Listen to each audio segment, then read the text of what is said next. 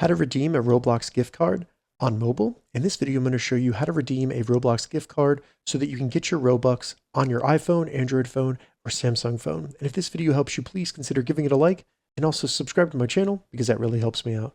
So recently, Roblox made an update to where you can no longer redeem gift cards within the Roblox app.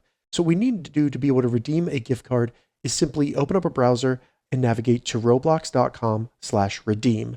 Check the description. I'll have a direct link down there, but all you need to do is navigate to roblox.com/redeem. Once here, simply log into your account and make sure it's the correct one that you want to redeem a gift card on. Then once you get logged in, all you need to do under redeem Roblox code is type the code that is either on the back of your physical Roblox gift card or that you received in an email or something as a gift for your actual gift card.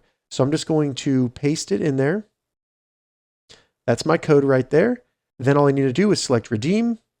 It'll load. And there you go. I now have 400 Robux added to my balance on Roblox. If this video helped you, give it a thumbs up and please consider subscribing to my channel.